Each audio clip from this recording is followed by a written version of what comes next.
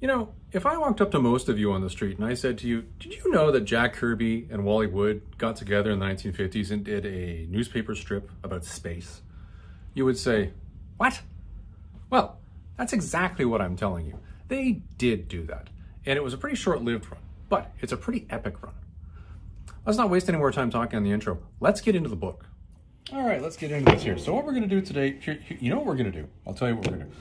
We're going to talk about some history first. So I'll leave this in front of you guys while we walk through this. So I started off by saying most of you wouldn't know this existed. And honestly, I still stand by that statement. Most people would not know this existed.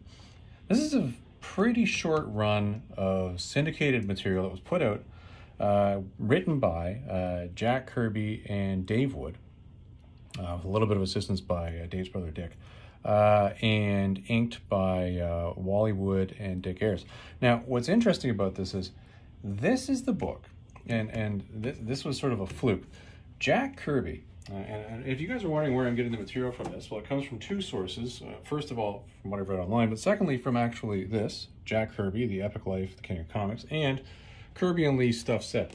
So these two books give you a fair amount of detail and insight into the back of it that was basically pieced together from a series of interviews over the years. But the Cole's notes on this and how this came to be was that one of the things that Jack had always wanted to do was create a little more stability in his income. He was a working man, and what he wanted to do was provide for his family, provide for his kids, and I respect all of that. I'm a working man. I want to do the exact same thing. And with comics continuing to go up and down with the boom of the superheroes and the war comics and the post-war era, and then the seduction of the innocent that has destroyed the market, Jack was constantly saying, well, how do I sort of mitigate this risk? What do I do? Now, Jack and Joe Simon had split at this point in time. Joe was off doing his thing.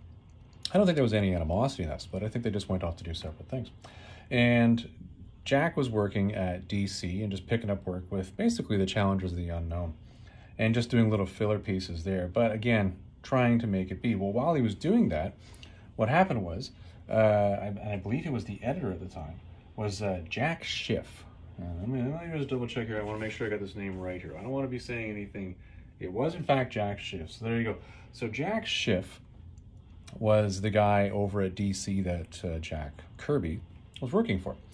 And Jack Schiff had connections in newspapers, and he called up Jack Kirby one day and said, hey, I've got some colleagues that are looking for a space thing to syndicate. What do you got? Knowing full well that Jack Kirby had wanted to get into that because he was trying to stabilize his income instead of taking the piecemeal work as it came. Well, with that, Jack had already prepped something. I think Jack Schiff actually already knew he prepped it. He and Dave Wood, who was a friend of his, had been working on an idea, Space Busters, which was people who were in space and they'd be fighting all sorts of fantastical things up in space. Well, the initial pitch had to be toned down. They had to make it more realistic, and they had to make it more something that was achievable to the 1950s. We're talking like 1958 here, I think. Had to make it more achievable and real to the reader. So they did. They toned it down, and they came up with Space Masters of the Space Force, which is funny, of the Space Force. And here we are right now, and we've got Space Force, which is kind of funny, looking back on it and how reality imitates art, art imitates reality. But this came out. Well, when it came out, Jack Schiff, I think, really did it dirty here. And based on everything that I've read, which again is only two sources, but that's all I've got so far, he really, well, quite frankly, but cut into this to the point where it was hurting too much. So what happened here was Jack Schiff set himself up, from my understanding, as an agent and just took a piece of the pie for everything that was going through from Dave Wood and Jack Kirby out to the syndication. So it was going out. Well, Jack Kirby's paying Jack Kirby's paying Jack Schiff his percentage, but at the same time, Jack is also paying Wally Wood to art it, or to ink it, Dick Ayers to ink it, and Jack and Dave were splitting the piece at the top to begin with.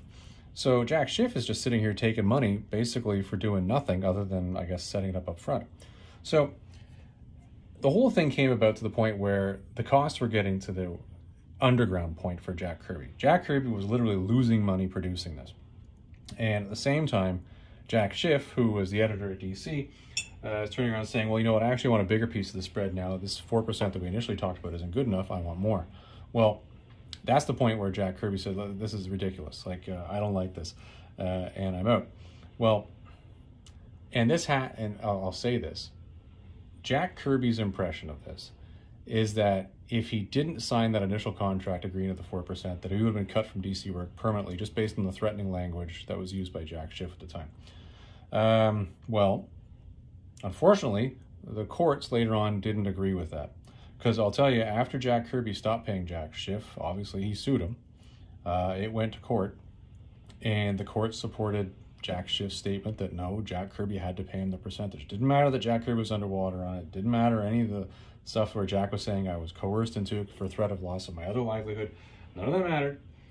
Jack Schiff was found in favor of, and I'll tell you, that was the end of basically Jack Kirby's relationship with DC in the 50s. I've actually often wondered, what was it that drove Jack to Marvel to begin with, considering Marvel turfed him in the 40s? And that's another piece of history for another day, I guess. What drove him back there? Well, I'll tell you what it was. It was the fact that he was driven out of DC. There was just nothing left for him there because this whole thing with Jack Schiff just destroyed the relationship. And it wasn't until the 1970s, much later on, when Jack Schiff was now gone, that Jack Kirby was able to go back to DC as an alternative to what he was experiencing at Marvel. And he wasn't having a good time at Marvel, so it only made sense that he would go back. And he had to wait until Jack Schiff to be gone for that to happen, just because that well was so poisoned because of this broken relationship over this very book here. So that's a bit of the history here, and it's a fascinating story. I would encourage any of you who are interested in reading more about that, go out and get yourself a copy of this bad boy right here. And this obviously is a graphic novel, which is in comic form, which I think gives the tone much better.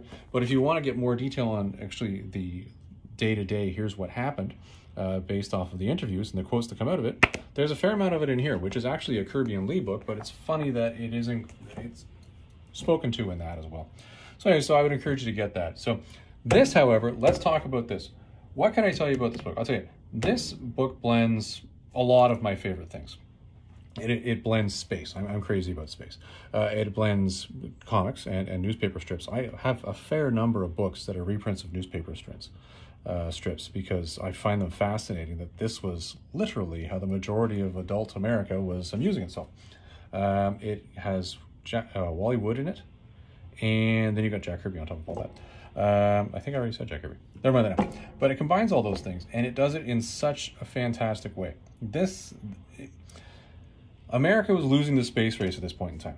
All right, they were losing. Sputnik was in the air. The Russians were going way ahead. Now, that being said, nobody knew about all the Russian failures that were happening concurrently, but the Russians were tearing ahead in the space race, and Jack put this out. Now, it's interesting. I'll show you some of the panels in this and why I think anybody who can get their hands on this should get their hands on this. The first thing is, we all know Jack Kirby art. We know what it looks like. But we don't really see Jack Kirby and Wally Wood art that often where they've worked together. This is a whole collection where they have, which is fascinating. So let me show you an example of what we're gonna get into here. I've earmarked pages here so that we can see specific stuff. So it doesn't here. We're only a couple pages in at this point in time into the story, and I earmarked this one because this gives you a really good example of.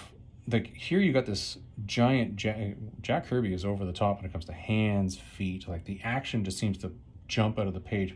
Well, the spaceman here really jumped out at me. It's like, okay, well, this is clearly a Jack Kirby type spaceman. But in addition to this, you got the Wally Wood inking on top of it. So you got all that detail of Jack Kirby, and you got Wally sitting here putting on his extra touch, which is always famous in the EC era. And the other really cool thing about it is on each strip, you get this Kirby Wood thing here. There it is again there. And it's amazing to me to see this blending because we always see Jack Kirby pencils under a lot of different inkers, but you don't see it under Wally Wood very often.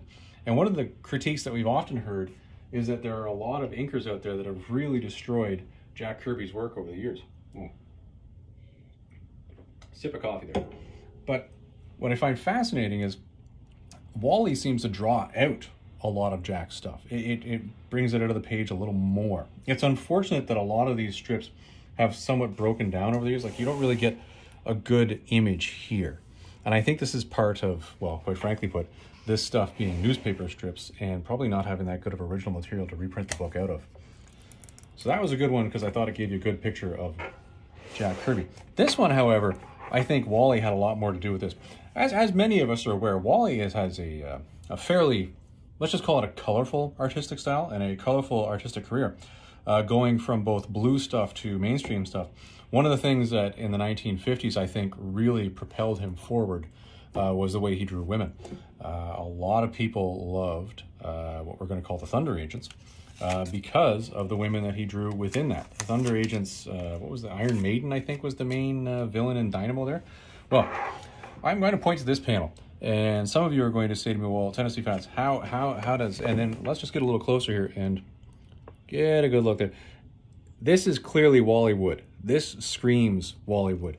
Jack Kirby, as good of an artist as he was, I would say his challenge was in drawing what you would try to call sexy women.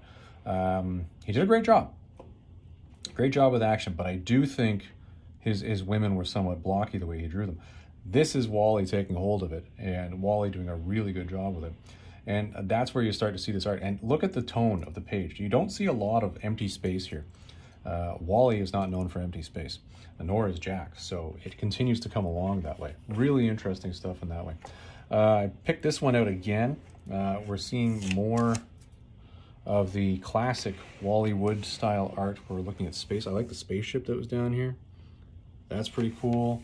Over here you've got whales who are attacking literally a floating launch pad in the middle of the ocean, which is pretty fascinating to begin with. Now, something else I'll point out here, they were talking about a space wheel here. They were building a space wheel, which was the, what's his name? Werner von Braun's brainchild with Walt Disney, actually, was that they were going to put one of those up as the space station. Werner von Braun, obviously another very checkered history, but pivotal in the space race and kind of a necessary guy. So this I found rather fascinating because it draws in more detail with regards to how they're communicating with space. And quite frankly put, the other part I liked about this was, take a look at this guy over here. And I'll give you a good look there. You see him sitting there. It's my contention that Jack Kirby wrote himself and drew himself into this series twice. One of the things that you'll get when you read more about Jack Kirby and his biography is that he was a full-blown American patriot and wanted America to win and wanted America to move forward and was opinionated with how he wanted humanity to move forward. He's a very strong personality, and it's unfortunate that his career choice had him sitting at basically an easel painting all day because you don't get much of a chance to hear his words. But in this, he was writing more. As this progresses more through the story, one of the things that happened was Dave Wood, who was doing the writing with Dick Wood, were getting too slow and they were holding up the production. So Jack started to do more of the dialogue himself and more of the storyline himself. And I think when that happened, Jack wrote more and more of himself into it. There are several points in this story where this individual right here, who I've just shown you, who I think is actually Jack drawing himself in an advanced age, and another individual I'll show you a little bit later on, basically go on a tirade against the bureaucracy that Space Force has to deal with in jumping through red tape, dealing with basically administrative naysayers, and how they're slowing down the process of mankind reaching that next step. Not necessarily, America reaching that next step, but literally mankind reaching that next step, which I think that really reads through when you come through the material. And I think that was Jack talking and going through monologue through the material. Anyways, that's another one that I pulled this page up for you here. This one, again, I set it aside mostly for the space wheel, which you get a couple of shots of here. There's one over there, and there's one over there.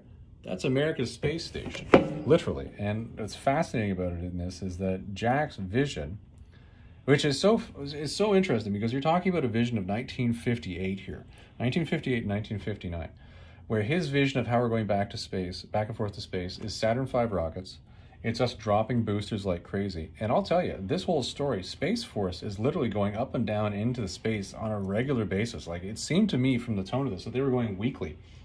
That ship right there that you saw going to the wheel was basically them going up to check on the medical status of a guy who just happens to be up there right now. Fascinating, that this vision of his, that this is what you're going to do, that this is the future, this is how mankind is going to get to space. We're going to be spending, now we know the biggest cost going to space is using those disposable rockets.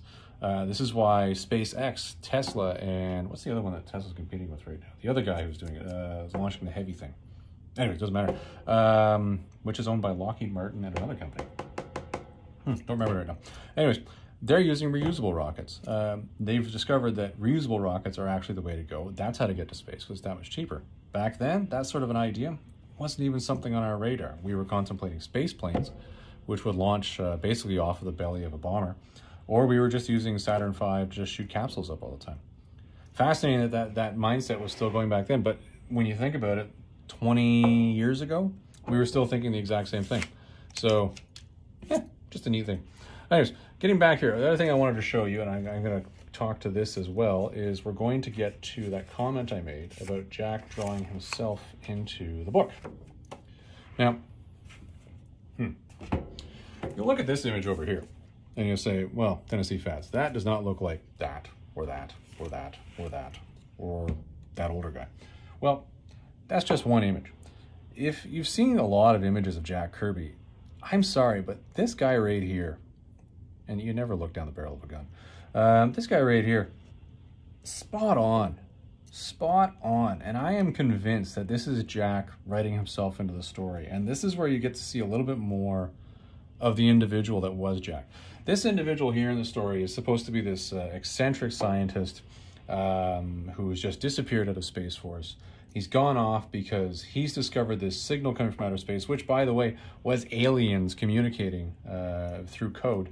And he's taken all of his time to crack the code, but he doesn't want Space Force to know it because he wants to be in control of the first contact with aliens, because he wanted to make sure it was done by an individual who was thinking, as opposed to a naysaying bureaucracy, which, again, is the tone that comes through this book. Fascinating to me that here you've got this guy, which I am convinced is Jack drawing himself in this very role. He goes, it's like, just the face of him, to me right here, just says that's Jack Kirby. Here he is again. I'm convinced that this is Jack drawing himself in there as they're discussing how they're going to communicate with the aliens. And over here, the guy is smoking a cigar in space. Now, I'm pretty sure that was an oops. I'm pretty sure that was supposed to be a straw or something to one of the drinks that they were having. But that is him smoking a cigar in space. Whoops. That seems fairly Jack Kirby-esque to me. And, of course, here's where you get him coming back down to planet Earth, where he just goes on a tirade.